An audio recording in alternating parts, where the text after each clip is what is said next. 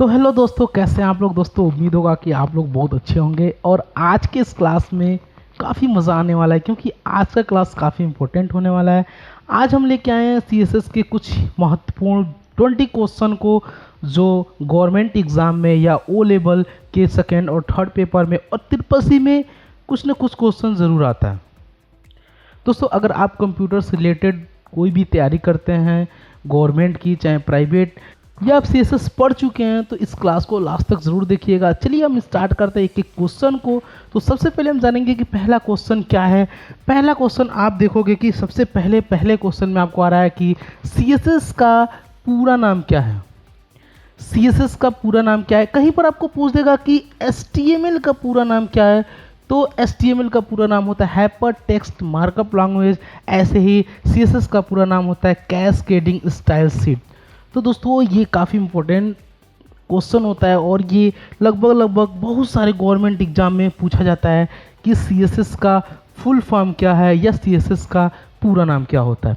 तो हम दूसरी क्वेश्चन देखेंगे कि निम्न में से सही क्लास सिंटैक्स कौन सा है, यानी सिंटैक्स क्या होता है। सीएसएस लिखेंगे तो हमारा सीएसएस लिखने का जो सिंटैक्स होता है, तो आपको मैं बताया कि सीएसएस लिखने का जो सिंटैक्स होता है, अगर हमें किसी पैराग्राफ पे सीएसएस लिखना है, किसी हेडिंग पर सीएसएस लिखना है, तो लिखने का सिंपल तरीका होता है करली ब्रैकेट के अंदर हम लिखते हैं। कोई भी अगर हम कलर प्रॉपर्टी लिए तो कलर प्रॉपर्टी कॉलम, और यहाँ पे उसकी वैल्यू देते हैं रेड, और सेमी कॉलम और करली ब्रैकेट को हम क्लोज कर लेते हैं। ये लिखने का तरीका होता है। अगर आपको इसमें से कोई भी मैचिंग कर रहा है, वही आपका राइट आंसर होगा। यानी मैं देखूंगा यहाँ पर ये बॉडी में लिखा, बॉडी पे सीएसएस लिखा हुआ है, तो इसमें आपको मिलेगा ये करली ब्रैकेट पहले ही कर दिया, यानी ये नहीं होगा। उसके बाद से ये भी करली ब्रैकेट पहले कर दिया, ये भी नहीं होगा। फिर ये बॉडी कलर ब्लैक, ये भी नहीं होगा। ये दे रखा है बॉडी, फिर करली ब्रैकेट, फिर कलर, और यहाँ पर ब्लैक दे रखा है, यानी ये जो होगा वो राइट आंसर होगा। एक बार मैं आपको दिखा दूँ क्लियर करके कि ये जो डी होगा वो हमारा राइट आंसर होगा। ये परफेक्ट सिंटैक्स लिखा हुआ है सीएसएस का। हम बढ़ते हैं, अगली क्वेश्चन देखेंगे कि अगला क्वेश्चन क्या है। सीएसएस फाइल में कमेंट को कैसे डालते हैं। तो कमेंट डालने का जो सिंपल सा कंसेप्ट होता है वो राइट आंसर ए है।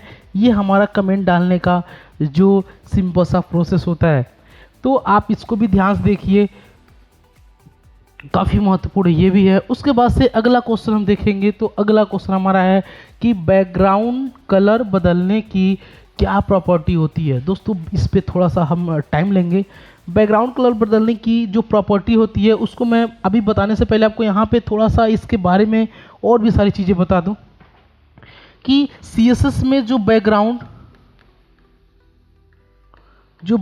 कलर डालने का जो प्रॉपर्टी होता है वो होता है बैकग्राउंड कलर, और इसके साथ हम मल्टीपल टाइप के वैल्यू लिख सकते हैं। जैसे एक जो वैल्यू होता है नाम के साथ, अगर हमने यहाँ पर रेड लिखा तो रेड में आपका बैकग्राउंड कलर हो जाएगा। हम जिस पे भी अब यहाँ पर लिखेंगे, आप H1 पे लिख रहे हैं या आप पैराग्राफ पे लिख रहे हैं, यही चीज़ सेम, या आप बॉडी पे लिख रहे हैं, आप जिस पे भी सीएसएस लिखना चाहते हैं आप आसानी से सीएसएस लिख सकते हैं। तो इस क्वेश्चन में क्या था, इस क्वेश्चन में ये था कि बैकग्राउंड कलर बदलने की क्या प्रॉपर्टी होती है। तो बैकग्राउंड कलर चेंज करने की ये प्रॉपर्टी होती है जो अभी मैंने लिख के दिखाया है। अब इस प्रॉपर्टी के बाद से आप जो वैल्यू लिख सकते हो काफ़ी सारे तरीके से लिख सकते हो। एक लिख सकते हो कलर के साथ, जैसे हमने यहाँ पर लिखा रेड, यानी अब जो भी आप जहाँ पर भी ये बैकग्राउंड प्रॉपर्टी यूज करोगे उसकी बैकग्राउंड रेड हो जाएगी। दूसरा हम लिखते हैं यहाँ पर आरजीबी कोड, और यहाँ पर वैल्यू लिखते हैं 000, यानी ये जो कोड है ये हमारा ब्लैक कलर के लिए है। तीसरा लिखते हैं हैश लगा के लिखते हैं हेक्साडेसिमल कोड, जिसके लिए हम ब्लैक के लिए लिखेंगे 0000 फिर 00, तो हम ये लिखेंगे तो हमारा ये हो जाएगा ब्लैक के लिए। तो हम हेक्साडेसिमल में भी लिख सकते हैं, हम आरजीबी में भी लिख सकते हैं, और हम नाम के साथ भी लिख सकते हैं। हम 3 तरीके से कलर अप्लाई कर सकते हैं, फिर ग्रेडियंट वगैरह भी हम अप्लाई कर सकते हैं। तो ये होता है हमारा प्रॉपर्टी जो होता है बैकग्राउंड कलर का, वो बैकग्राउंड अंडरस्कोर कलर प्रॉपर्टी होता है। अगला क्वेश्चन देखते हैं, अगला क्वेश्चन में क्या दे रखा है। तो अगला क्वेश्चन में दे रखा है क्वेश्चन नंबर 5 किसी एलिमेंट का कलर बदलने के लिए किस सीएसएस प्रॉपर्टी का प्रयोग करेंगे? किसी एलिमेंट और याद देखिएगा टेक्स्ट में अंतर होता है। जैसे यहाँ पर एलिमेंट के जगह लिखा होता है टेक्स्ट, तो हमारी कुछ और आंसर होता है, लेकिन यहाँ पर एलिमेंट दे रखा है, तो इसका राइट जो आंसर होगा वो होगा सी, यानी कलर। अगर कलर बदलना है किसी एलिमेंट का तो कलर हमारा सीएसएस का प्रॉपर्टी होता है, और यहाँ पे कलर के बाद हम जाके वैल्यू लिख सकते हैं।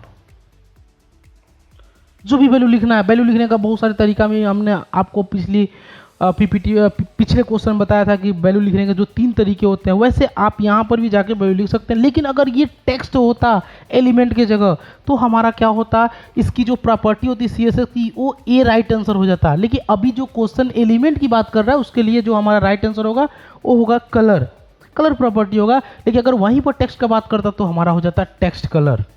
तो दोस्तों हम आते हैं क्वेश्चन नंबर 6 पे कि टेक्स्ट साइज को बदलने के लिए किस सीएसएस प्रॉपर्टी का प्रयोग करेंगे। तो दोस्तों टेक्स्ट साइज, अगर किसी टेक्स्ट का साइज बदलना है तो हमारा क्वेश्चन ये 6 होगा। टेक्स्ट का साइज, हम टेक्स्ट साइज लिख के वहाँ पे जाके वैल्यू लिख सकते हैं, कॉलम के साथ वैल्यू लिख सकते हैं, तो हमारा राइट आंसर जो होगा वो होगा बी। हम बढ़ते हैं अगली क्वेश्चन पे। तो अगला क्वेश्चन जो है हमारा, सभी पैराग्राफ एलिमेंट को बोल्ड करने का सही सीएसएस टेक्स्ट क्या है। इसके लिए यानी अगर हम बोल्ड करना है अगर मुझे तो क्या करना पड़ेगा। इसका जो राइट आंसर होगा आप देखेंगे पी स्टाइल ये नहीं होगा, पी टेक्स्ट साइज बोल्ड ये भी नहीं होगा, पी फॉन्ट साइज बोल्ड ये भी नहीं होगा, ये होगा फॉन्ट वेट बोल्ड। ये हमारा राइट सिंटैक्स होगा, यानी डी जो आंसर होगा वो सही होगा। बढ़ते हैं अगली क्वेश्चन पे। अगला क्वेश्चन हम देखेंगे कि किसी हाइपर लिंक में से अंडरलाइन को कैसे रिमूव करेंगे। यानी किसी भी अगर हम टैग पर लिंक लगाए हुए हैं तो उसके नीचे आप देखेंगे एक अंडरलाइन आ जाता है। अगर हमने यहाँ कहीं पर ADCA लिखा हुआ है और उस पर हमने लिंक लगाया तो इस देखेंगे नीचे एक अंडरलाइन आ जाता है। उस अंडरलाइन को हटाने के लिए क्या हम इसमें से सही सिंटैक्स होंगे। अब देखेंगे कि क्या सही सिंटैक्स होगा इनमें से। तो उसके लिए मैं देखूंगा कि एंकर टैग पर टेक्स्ट डेकोरेशन नन, तो पहला ही आंसर दिख रहा है, राइट आंसर है हमारा पहला, टेक्स्ट डेकोरेशन नन कर देंगे तो हमारा जो नीचे अंडरलाइन होता है वो हट जाएगा। और टेक्स्ट डेकोरेशन में और भी प्रॉपर्टी होती है, underline, underline, overline, double line, ये सारे भी वैल्यू होते हैं। टेक्स्ट डेकोरेशन की जो प्रॉपर्टी होती है इसमें नन भी होता है और भी सारे वैल्यू होते हैं। आप अगर ओवरलाइन कर देंगे तो जो टेक्स्ट होगा उसके ऊपर लग जाएगा, अगर अंडरलाइन करेंगे तो नीचे लग जाएगा, नन कर देंगे तो हट जाएगा। ये सारी चीज़ें होती हैं टेक्स्ट प्रॉपर्टी के साथ। अब हम आगे जाएंगे, देखेंगे कि 9 नंबर क्वेश्चन ये कह रहा है कि किसी टेक्स्ट में प्रत्येक वर्ड को कैपिटल लेटर में कैसे करेंगे। तो इसका करने के लिए सिंपल सा जो आपका आंसर होता है टेक्स्ट ट्रांसफॉर्म, आंसर 9 यानी सही होगा हमारा। टेक्स्ट ट्रांसफॉर्म कैपिटलाइज कर देंगे तो हमारा कैपिटल हो जाएगा। तो ये हमारा राइट आंसर है, टेक्स्ट ट्रांसफॉर्म और कैपिटलाइज कर देंगे तो हमारा कैपिटल हो जाएगा। आगे बढ़ते हैं, हम देखते हैं क्वेश्चन नंबर 10 को। किसी एलिमेंट के फॉन्ट को बदलने के लिए किस प्रॉपर्टी का प्रयोग करेंगे। तो आपको बता दें कि एलिमेंट यानी टेक्स्ट के फॉन्ट को बदलने के लिए, तो फॉन्ट को बदलने के लिए क्या करेंगे, हम यहाँ पर सिंपल सा फॉन्ट फैमिली अप्लाई कर देंगे फॉन्ट, और हम यहाँ पर जो भी फॉन्ट फैमिली होगी उसको बदल देंगे। जैसे कोकिला, एरियल, बहुत सारे फॉन्ट फैमिली होते हैं, हेलवेटिका, हम यहाँ पे उनके नाम लिख देंगे और फॉन्ट हमारा चेंज हो जाएगा। तो जो राइट आंसर होगा हमारा बी होगा। बढ़ते हैं अगले क्वेश्चन में। अगला क्वेश्चन हमारा 11 नंबर क्वेश्चन ये कह रहा है कि पोजीशन एट्रीब्यूट को डिफ़ॉल्ट वैल्यू क्या है। मतलब पोजीशन जो एट्रीब्यूट होता है उसका डिफ़ॉल्ट वैल्यू क्या होता है। उसका जो डिफ़ॉल्ट वैल्यू होता है स्टैटिक होता है, उसके बाद से हमारी ये भी एक वैल्यू होता है, दूसरा ये वैल्यू होता है, तीसरा होता है। लेकिन यहाँ पर पूछा हुआ है कि डिफ़ॉल्ट वैल्यू क्या होता है, तो जो डिफ़ॉल्ट वैल्यू होता है वो स्टैटिक होता है, उसका राइट आंसर होगा डी होगा। हम बाद में जाके हम पोजीशन लिख के और ये सारी चीज़ें भी चेंज कर सकते हैं। तो हम बढ़ते हैं अगले क्वेश्चन पे, और अगला क्वेश्चन नंबर 12 देखते हैं कि आप उस एलिमेंट को कैसे सेलेक्ट करेंगे जिसकी आईडी मैन हो। तो मैं आपको बता दूं कि हमारे जो सिलेक्टर होते हैं वो 5 प्रकार के होते हैं। काफ़ी इंपॉर्टेंट ये चीज़ होता है, जो सिलेक्टर होते हैं वो 5 प्रकार के होते हैं। हम यहाँ पे पांचों सिलेक्टर को देखेंगे। जो पहला सिलेक्ट होता है वो होता है एलिमेंट सिलेक्टर। एक सेकेंड, ये उतना क्लियर आपका विजुअल नहीं हो रहा होगा, तो मैं दूसरा कोई कलर लेता हूँ, ये ले लेता हूँ, ठीक। तो पहला जो सिलेक्टर होता है वो होता है आपका एलिमेंट सिलेक्टर।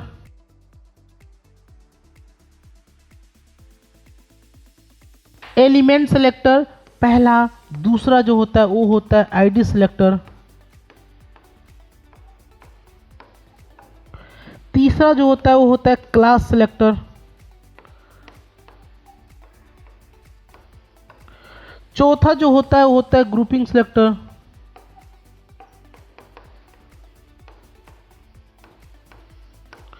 और जो हमारा पांचवा होता है वो होता है यूनिवर्सल सिलेक्टर।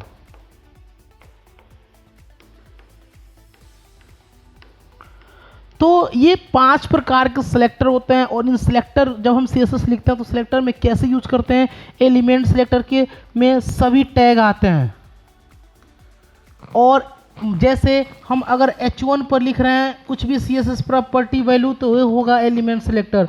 हम किसी बॉडी टैग पर कोई भी CSS लिखते हैं तो ये हमारा आएगा एलिमेंट सिलेक्टर में। सिंपल सा है, समझ में आ रहा है। अगर हम आईडी की बात करें तो आईडी के लिए हम यूज करते हैं हैज, और फिर हम जो CSS लिखते हैं वो हमारा आईडी सिलेक्टर होता है। और क्लास यूज करते हैं डॉट के साथ। और ग्रुपिंग में क्या होता है, हम एक साथ पैराग्राफ और H1 पे हम CSS लिख सकते हैं। और यूनिवर्सल यूज करते हैं हम स्टार के साथ। ये 5 सिलेक्टर होते हैं और CSS में सिलेक्टर का काफ़ी महत्व है, काफ़ी बड़ा रोल है। और अब हम देखेंगे इसमें जो क्वेश्चन कह रहा था कि सिंपल सा ये क्वेश्चन में जो आंसर होगा आपका, आप उस एलिमेंट को कैसे सेलेक्ट करेंगे जिसकी आईडी मेन है। यानी आईडी की बात कर रहा है, यानी हैज मेन लिखा जाएगा। यानी जो पहला आंसर होगा वो आपका ए होगा। अब बढ़ते हैं अगले क्वेश्चन पे। तो अगला क्वेश्चन को मैं देखूंगा कि निम्नलिखित में से कौन सी प्रॉपर्टी ब्लॉक या इनलाइन ब्लॉक के हॉरिजॉन्टल ओवरफ्लो को नियंत्रित करती है। मतलब पहले मैं आपको बता दूं कि ब्लॉक क्या होता है। एक प्रॉपर्टी वो होता है डिस्प्ले, और डिस्प्ले में आपको कुछ मिलते हैं वैल्यू। जैसे पहला जो वैल्यू होता है ब्लॉक, दूसरा वैल्यू होता है इनलाइन ब्लॉक, इनलाइन, और जो तीसरा होता है इनलाइन ब्लॉक। अब इसमें क्या कह रहा है, निम्नलिखित में से कौन सी प्रॉपर्टी ब्लॉक या इनलाइन ब्लॉक के हॉरिजॉन्टल ओवरफ्लो को नियंत्रित करता है। जो राइट आंसर होगा वो हमारा होगा ओवरफ्लो एक्स होगा। हॉरिजॉन्टल में एक्स होता है और वर्टिकल में वाई होता है। जैसे अगर ये वेब पेज है, ऊपर से एस टाइप का कुछ कर रहा है नियंत्रित, यानी ये वाई होगा, और ऐसे कर रहा है वो एक्स होगा। तो हॉरिजॉन्टल लाइन ये होता है, वर्टिकल लाइन ये होता है, यानी जो राइट आंसर होगा वो हमारा ए होगा। और ये मैं बता दूं कि ब्लॉक क्या होता है, डिस्प्ले प्रॉपर्टी होता है जिसकी वैल्यू ब्लॉक होता है। जो टैग हम लिखते हैं अलग अलग लाइनें में आती हैं वो हमारी ब्लॉक में आती हैं, और जो टैग हम लिखते हैं एक ही लाइन में आता है वो हमारा इनलाइन में आता है। और जिस भी टैग पे हम हाइट विड्थ सेट करते हैं उसको अगर अरेंज करना होता है तो हम इनलाइन ब्लॉक का यूज़ करते हैं। ये सारी चीज़ें आपको CSS क्लासेस मिल जाएगी, वो हमारे यूट्यूब चैनल पे मौजूद है, UIT के यूट्यूब चैनल पे। अगली क्वेश्चन पे हम चलते हैं। क्वेश्चन नंबर 14, निम्नलिखित में से कौन सी प्रॉपर्टी बॉक्स एलिमेंट के लिए शैडो को सेट करती है। मतलब तो इसका जो राइट आंसर होगा वो होगा आपका बॉक्स शैडो, ये राइट आंसर होगा। अगली क्वेश्चन हम देखेंगे कि अगला क्वेश्चन नंबर 15, निम्नलिखित में से बॉर्डर के कैनवास को राउंडेड करने के लिए किस प्रॉपर्टी का प्रयोग किया जाता है। अब आपको मैं बता दूं कि इसका यूज किया जाता है रेडियस, बॉर्डर रेडियस का। अगर हम बॉर्डर रेडियस लिखकर और यहां पर अगर हम वैल्यू दे दें, कुछ भी वैल्यू दे दें, अगर 50 पिक्सल दे दिए, तो अगर हमने ये बनाया हुआ है बॉक्स, तो इसके कार्नर, सबके कार्नर क्या हो जाएंगे, 50 पिक्सल राउंडेड हो जाएंगे। ये होता है हमारा रेडियस, बॉर्डर रेडियस। अगला क्वेश्चन देखेंगे, क्वेश्चन नंबर 16 CSS का यूज किस लिए किया जाता है, बहुत ही इंपॉर्टेंट क्वेश्चन होता है, बड़े बड़े इंटरव्यू में पूछ दिया जाता है। तो जो प्रैक्टिकली बहुत ज़्यादा मेहनत के होते हैं उनको तो चीज़ें समझ में आती हैं। तो याद रखिएगा कि पहला वेब पेज बनाने के लिए मैं आपको बता दूं कि वेब पेज बनाने के लिए जब तक आप HTML में कोड नहीं लिखेंगे तब तक एक वेब पेज प्रॉपर नहीं बन पाएगा। हम क्या करते हैं, CSS का यूज़ क्या करते हैं, HTML के बने वेब पेज स्ट्रक्चर पे हम अप्लाई करते हैं CSS का। यानी वेब पेज को स्टाइल देने के लिए जो यूज होता है वो CSS, यानी जो राइट आंसर होगा वो B होगा। अब हम अगला क्वेश्चन पे बढ़ते हैं कि अगला क्वेश्चन जो हमारा क्वेश्चन नंबर है 17, इनलाइन CSS किस टैग के अंदर लिखा जाता है, इनलाइन। अब CSS कितने तरीके से अप्लाई किया जाता है, पहला किया जाता है इनलाइन, दूसरा किया जाता है इंटरनल और तीसरा किया जाता है एक्सटर्नल। हम आगे CSS भी लिख देते हैं, इनलाइन CSS और इंटरनल CSS और एक्सटर्नल CSS। अब हम क्या करेंगे, आपको बता दें कि इनलाइन जो CSS अप्लाई होता है वो हमेशा HTML टैग के अंदर ही अप्लाई होता है और इंटरनल जो अप्लाई होता है वो हमारा स्टाइल टैग में अप्लाई होता है और HTML में ही होता है लेकिन स्टाइल टैग के अंदर लिखा जाता है, हेड के अंदर लिखा जाता है। अगर हेड नहीं तो आप बॉडी में लिख सकते हैं लेकिन स्टाइल टैग के अंदर और एक्सटर्नल CSS के लिए एक अलग से CSS की फाइल बनानी होती है। तो इसमें जो राइट आंसर होगा वो होगा C, HTML टैग के अंदर। अब हम आगे बढ़ेंगे क्वेश्चन नंबर 18 की फॉन्ट का आकार बदलने के लिए किस प्रॉपर्टी का यूज किया जाता है, फॉन्ट का आकार यानी फॉन्ट का साइज। तो जो राइट आंसर वो होगा फॉन्ट साइज, B होगा हमारा राइट आंसर।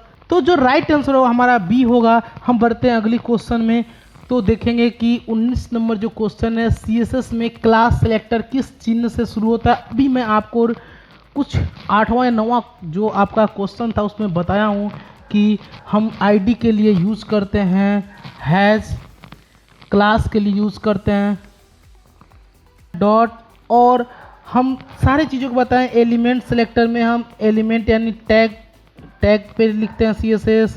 ग्रुपिंग में हम 2-3 टैग को एक साथ लिख सकते हैं। यूनिवर्सल में हम स्टार के साथ यूज करते हैं, यानी क्लास के लिए डॉट, यानी जो राइट आंसर होगा वो B होगा हमारा राइट आंसर। हम ऐसे बढ़ेंगे अगला क्वेश्चन कि 20 यानी लास्ट क्वेश्चन, CSS में ID सिलेक्टर किस चिन्ह से शुरू होता है। अब ID आपका जो होगा वो हैश से शुरू होगा, जो राइट आंसर होगा वो आपका हैश होगा। तो अगर आपको ये वीडियो पसंद आया हो तो वीडियो को लाइक कीजिए और ज़्यादा से ज़्यादा शेयर कीजिए उन लोगों तक जो HTML या CSS को पढ़ रहे हैं। और मैं आपको बता दूं कि ऐसे डेली बेस पे क्वेश्चन के लिए आप इस YouTube चैनल को सब्सक्राइब करिए और कमेंट करके बताइए आपको ये वीडियो कैसा लगा। मिलते हैं अगली वीडियो में, तब तक के लिए जय हिंद।